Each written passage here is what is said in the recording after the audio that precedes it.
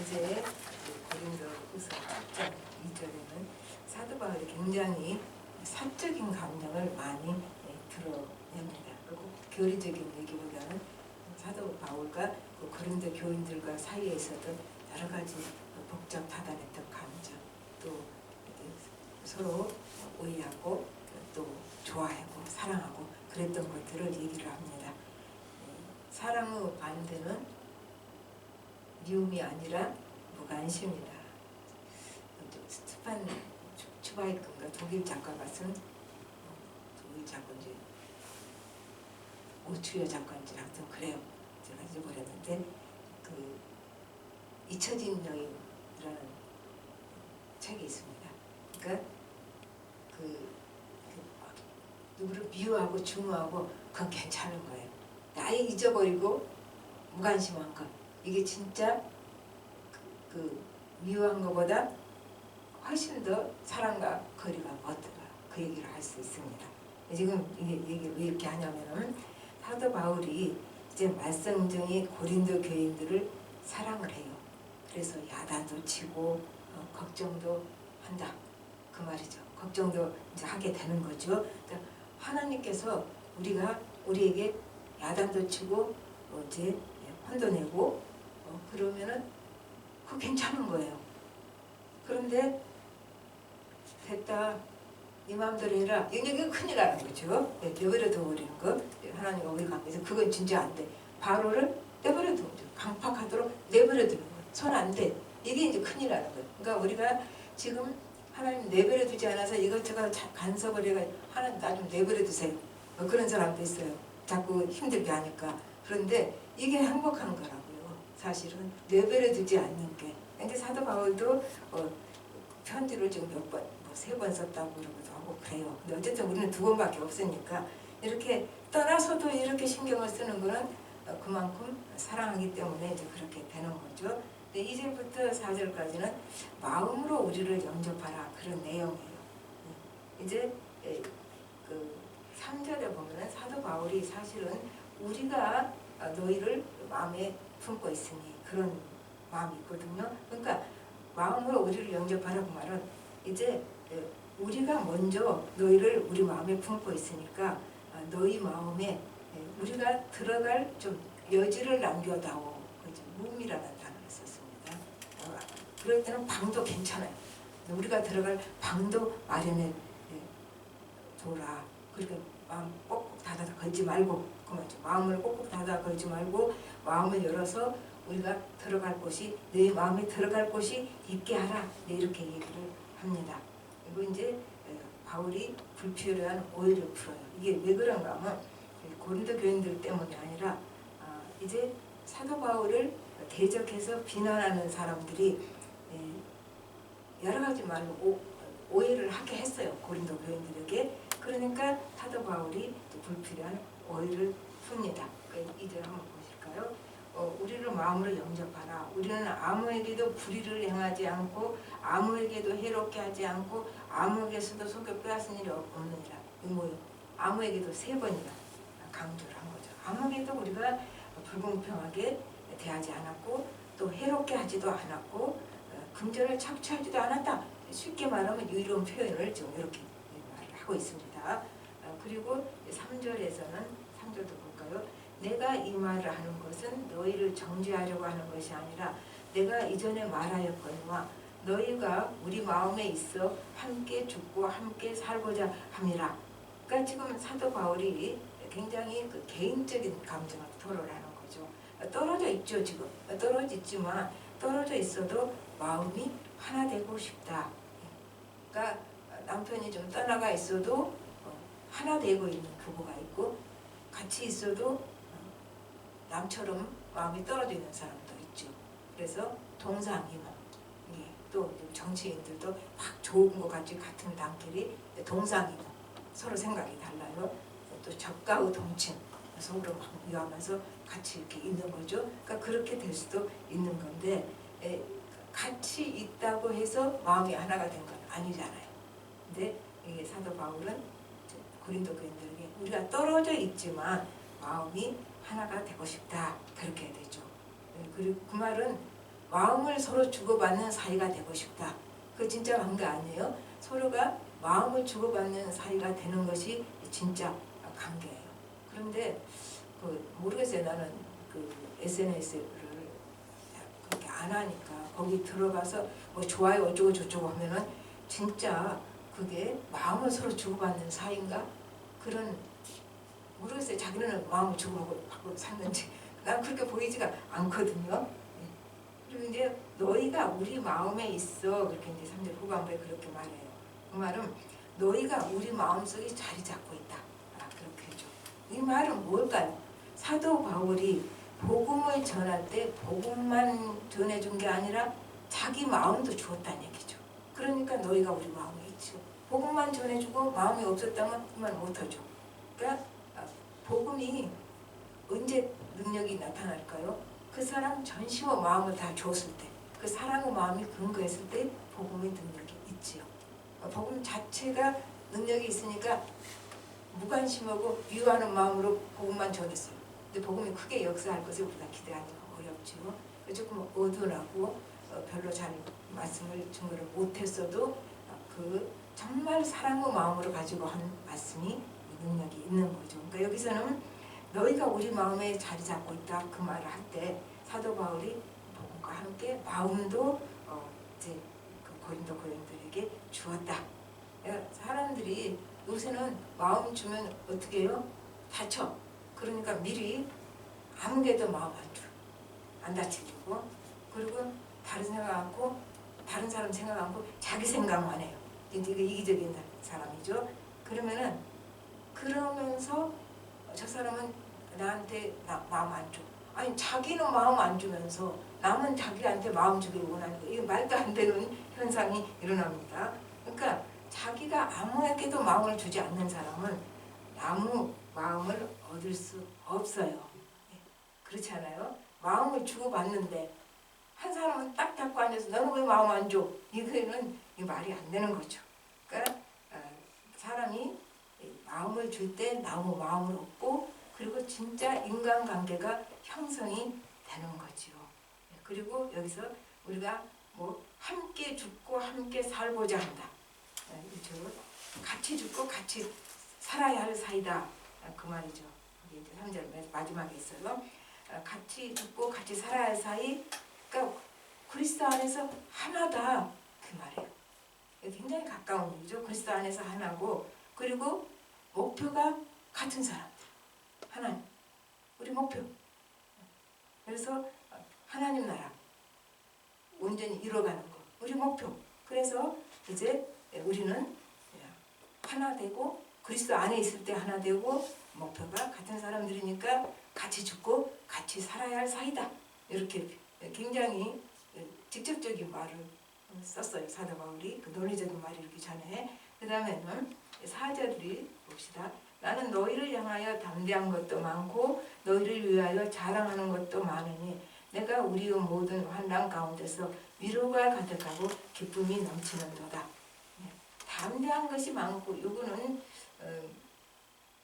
그 RSV도 그렇고 또 쉬운 성경도 그렇고 그런 담대하다는 뜻이 아니라 여기서 크게 신임한다 그런 뜻이에요. 여러 군데 봐도 다 크게 신뢰한다로 표현이 되어 있더라고요. 그 영어에서는 I have great confidence in you 그렇게 하거든요. 그러니까 너한테 그 큰 신뢰를 가지고 있다 너희들한테. 바울은 이제 고린도 교인들을 신뢰하고 믿어주었다. 이게 아름다운 거죠. 사랑은 모든 것을 참으며 모든 것을 믿으며 그렇게 되는 거예요. 모든 것을 바라며 모든 것을 견디느니라. 우리가 고린도서 13장에서 배운 거잖아요. 배운 거. 그러니까 모든 것을 믿어주는 거죠. 믿을만 하니까 믿어줬다가 아니에요. 고린도 교인들 그렇게 믿을만한 사람들 아니에요. 근데 사도 바울이 믿어준 거죠. 그리고 고린도 교인들에 대해서 많은 내가 자랑을 가지고 있다. 그렇게 했죠. 왜냐하면 사람이 어떻게 단점만 있는 사람이 있어요. 또 어떻게 장점만 있는 사람이 있어요. 모든 사람이 장단점을 다 공유하고 있습니다. 그런데 이제 이 사도 바울이 나는 자랑을 가졌다. 너희들 대해서 이렇게 말한 거는 이제 흠도 많고 장점도 많다 그런 얘기가 됐지요. 그러니까 사람들이 사람에서 딱 흠만 보는 사람, 또 사람에게서 장점을 많이 보는 사람이 있고 그거는 사람마다 다르죠. 그런데 칼 융은 이걸 이렇게 설명해요. 자기 속에 그림자가 많은 사람이 상대방 속에서 자기 결정을 보고 그거를 굉장히 흠으로 이렇게 집어낸다고. 자기 속에 그림자가 있기 때문에 그걸 투영해서 투사시켜서 상대방 속에 있는 자기가 가진 결정을 딱 보고 그걸 집어낸 거. 그 결정을 찾아내는 거죠. 그렇게 말을 하는데 그런 거 몰라도 괜찮아요. 우리가 예수님 마음을 가지고 본다면은 그냥 좋은 점을 더 많이 볼 수가 있지 않을까 싶습니다. 그리고 안 좋은 점은 그것 때문에 그 사람이 고생을 하지 내가 고생을 합니까? 그러나 하나님께서 또 고쳐가실 거예요. 그래서 아마 우리가 그 기대를 다 가질 수 있는 거죠. 아유, 저 사람은 이런저런 점이 있어서 고생 좀 하겠다. 하나님께서 이제 고쳐가실 동안 본인은 힘들잖아요. 그러니까 그렇게 생각을 하면은 우리가 장점을 많이 볼 수 있을 것 같습니다. 그 다음에 이제 4절 그 후반부에 재밌어요. 위로가 있죠. 위로가 받고 기쁨이 있다. 그러니까 너희 때문에 많은 위로를 받고 기쁨이 넘친다. 그렇게 말하는 거죠. 이제 바울이 고린도 교회를 위해서 많은 힘든 일이 많이 있었어요. 그 가운데서도 너희로 인한 위로와 기쁨이 가득해서 그래서 그 환난을 능히 극복하고 남았다. 이렇게 말한 거죠. 그러니까 힘들어도 너희로 인한 그 위로와 기쁨 그러니까 그 환난을 얼마든지 극복하고 극복할 수 있었어. 그 아이 키우는 것과 똑같은 거잖아요. 그 아이 키우는 거 귀찮고 힘든 것만 보면 어떻게 키워요. 그런데 그 아이는 이미 다 아이 때 보답했어요. 우리에게 기쁨을 줬거든요. 모든 아이들이 다 우리에게 기쁨을 줬어요. 이제 뒤집었어, 앉았어, 일어섰어, 또 걸어다녔어. 이게 다 기쁨을 준 거 아니에요. 그리고 이제 말도 안 되는 소리 옹알이 하다가 말도 터졌어. 그러니까 그 힘든 것을 능가하는 기쁨이 있는 거죠. 그러니까 사도 바울은 이제 내가 이제 그렇게 표현을 한 거지만 사도 바울은 그렇게 한 거죠. 너희로 인해서 받은 그 위로와 기쁨이 너희로 인해서 받은 환난을 극복하고도 남았어. 그게 우리가 A라는 비교하면 딱 되잖아요. 그렇게 사도 바울이 표현을 하고 있습니다. 그 다음에 이제 그 5절부터 10절까지는 바울이 기쁨의 근거를 이제 구체적으로 표현합니다. 이게 5절 한번 볼까요? 우리가 마케도냐에 이르렀을 때에도 우리 육체가 편하지 못하였고 사방으로 환난을 당하여 밖으로는 다투며 안으로는 두려움이었노라. 그 6절까지 봅시다. 그러나 낙심한 자들을 위로하시는 하나님이 디도가 om으로 우리로 위로하셨으니 이 마케도니아 간 이유가 이렇게 되는 거죠. 배경이 이제 고린도 교회의 복잡하고 어려운 사건들을 보고 그 사정을 보고 이걸 어떻게 해결할까? 사도 바울이 갈 수 있는 처지는 아니었고 그러니까 에베소서에서 이걸 해결하기 위해서 디도를 보냅니다. 그래가지고 디도가 거기서 고린도 교인들을 돌보게 하고 드로아에서 디도를 만나기로 했어요.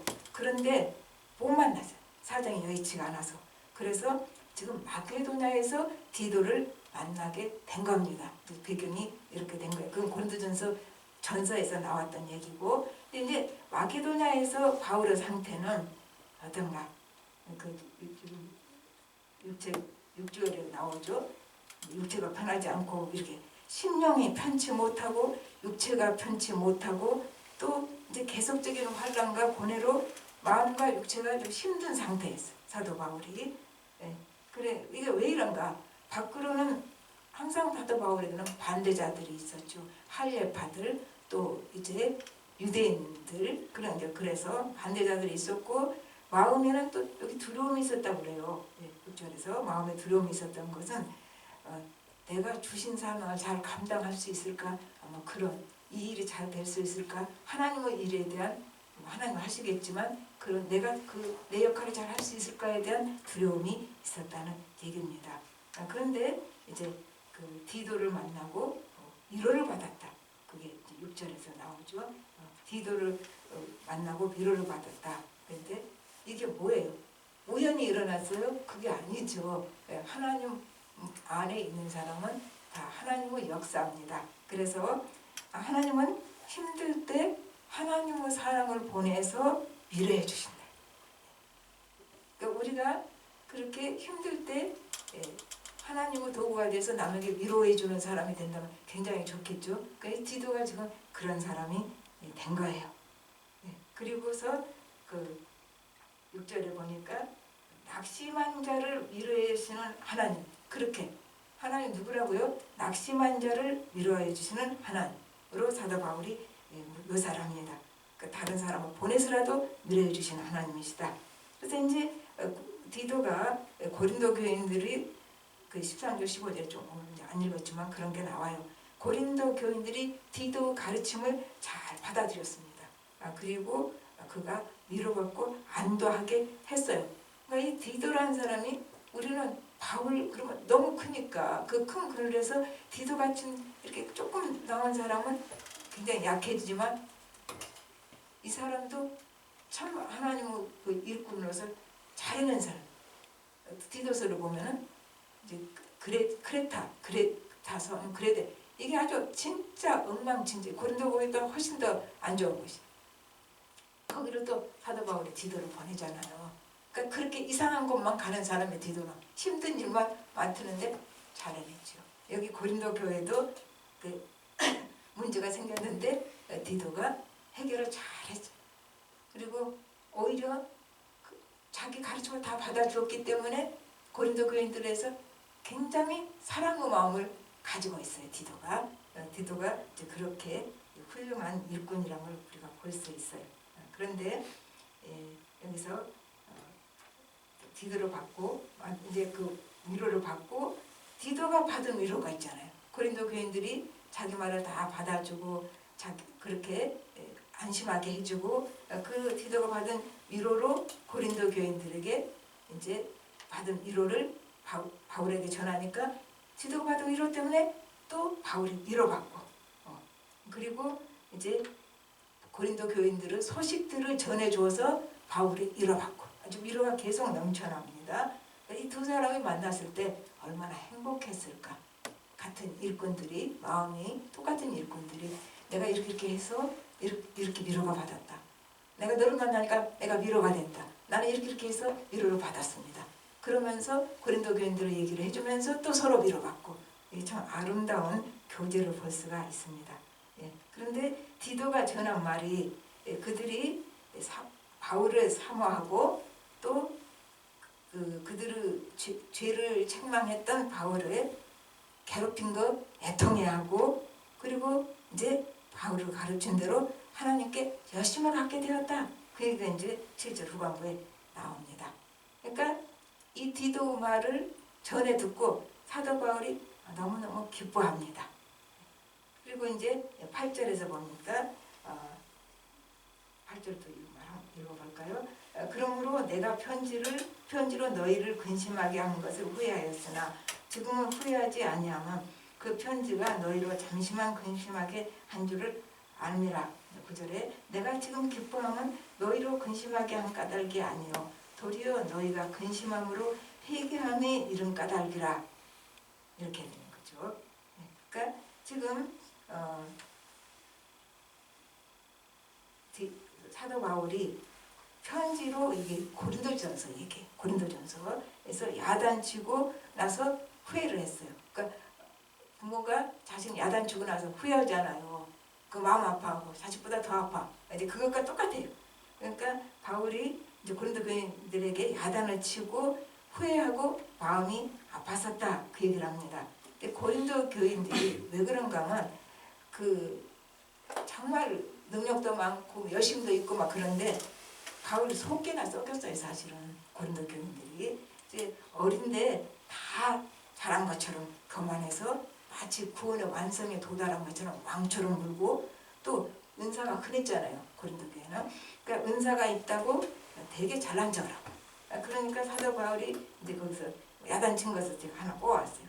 고린도서 14장 19절부터 21절까지 주께서 허락하시면 내가 너희에게 속히 나아가서 교만한 자들의 말이 아니라 오직 그 능력을 알아보겠으니 하나님의 나라는 말에 있지 아니하고 오직 능력에 있음이라. 너희가 무엇을 원하느냐 매를 가지고 너희에게 나아가랴 사랑과 온유한 마음으로 나아가랴. 사도 바울이 얼마나 속이 터졌으면 이렇게 말을 했겠냐고요. 근데 그 말 한 거 지금 후회 안 한다. 사도 바울이 그렇게 지금 후회 안 한 거는 이것으로 인해서 고린도 교인들이 회개하고 근심하고 돌아왔기 때문에, 그리고 하나님에 대한 그 사랑에 갖게 되고 간절한 마음을 갖게 돼서 기쁘다고 이렇게 말합니다. 그래서 이제 고린도 교인들 때문에 사도 바울이 울고 웃고 그런 거잖아요. 그러니까 내가 그때 그렇게 막 야단치고 나서 후회하고 했는데 지금은 아무렇지도 않다. 그로 인해서 네가 이렇게 달라졌지 않냐 이렇게 말을 합니다. 그리고 이제 하나님 뜻대로 하는 근심을 10절부터 11절까지 나옵니다. 사도 바울의 편지를 듣고 보고 고린도 교인들이 근심을 한 거예요. 그 어떤 근심이 있었을까요? 그 11절에 보면 쫙 나오죠. 자기가 하나님 뜻에 순종하지 못한 것에 대한 근심, 자신을 깨끗하게 하고자 하는 그런 마음, 근데 잘 안 되잖아요. 그러니까 그것도 근심. 또 죄진 것에 대한 분한 마음, 애통하는 마음. 우리가 그 누가 나한테 이렇게 억울하게 했다고 분하고 애통하지 말고 내가 죄진 것에 대한 분한 마음도 있고 애통한 마음이 있어야 돼요.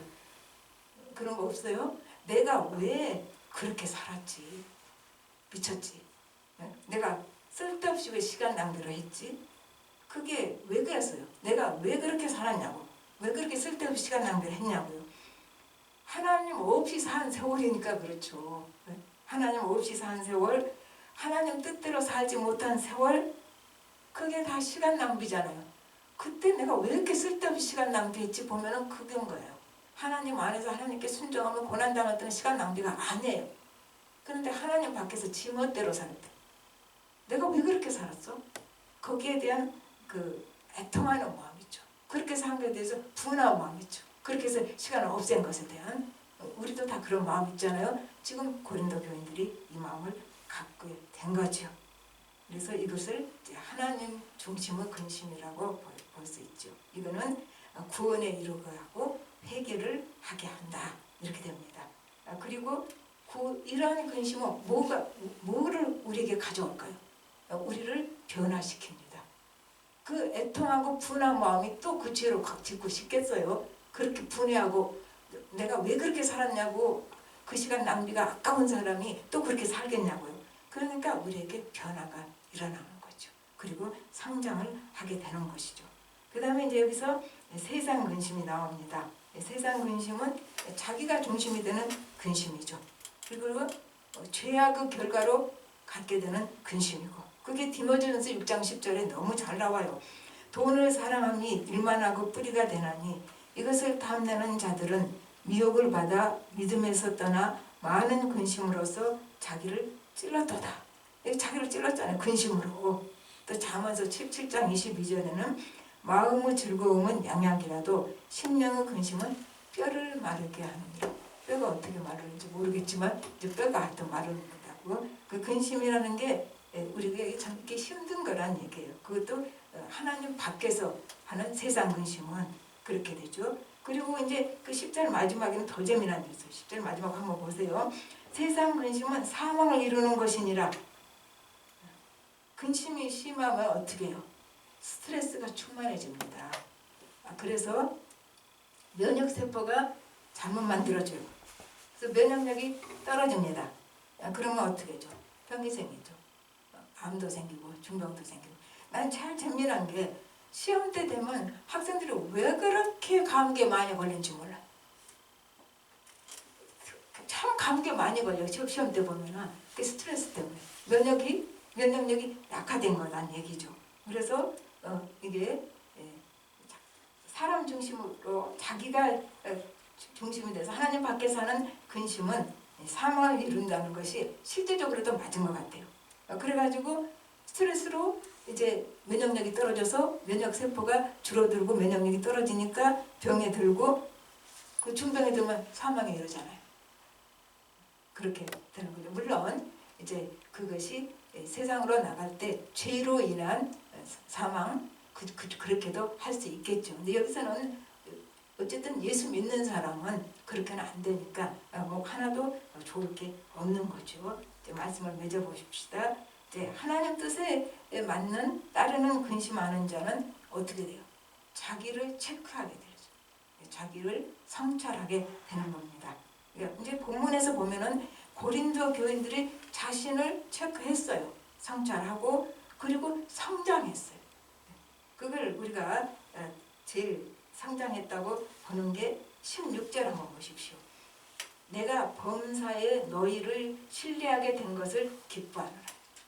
여기까지 성장을 하게 된 거죠. 그러니까 이것을 기뻐한다 그랬죠. 그러니까 그 아이가 쑥쑥 자라는 것을 보는 부모 마음으로 바울이 기뻐하고 행복해합니다. 이제 우리가 자라고 무슨 일이든지 맡길 수 있는 신뢰할 수 있는 사람. 이게 무슨 일이란 말이 다 나오죠. 7장 마지막 절에 범사에 그 맞아. 범사에 모든 일에 신뢰할 수 있는 사람이 된 거예요. 사도 이 고린도 교인들이 우리가 또 이렇게 무슨 일이든지 맡길 수 있는 그러한 신뢰할 수 있는 자녀로 또 일꾼으로 자라갈 때에 하나님께서 얼마나 기뻐하실까요? 그 생각을 했습니다. 우리 다 같이 기도하겠습니다.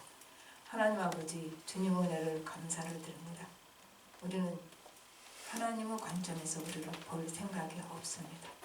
우리 관점에서 보니까 지지고 볶고 불편하고 분한 마음을 갖습니다. 그러나 우리가 하나님의 관점에서 우리를 성찰해 볼 때 우리에게 일어난 일들이 우리에게 손해될 것이 하나도 없고 그것을 통해서 내가 어디서 잘못되었는지를 알 수 있고 내가 어떻게 해야 성장할 수 있는지 그 성장점을 하나님께서 가르쳐 주시는 줄 알고 감사를 드립니다. 우리가 점점 더 자라게 하시고 그래서 하나님께서 우리를 무엇이든지 맡기고 신뢰할 수 있는 사람으로 인정해 주는 그러한 사람으로 자라가게 하여 주셔서 하나님을 기쁘시게 하는 자 되게 하여 주시옵소서. 모든 말씀 예수님으로 기도합니다. 아멘.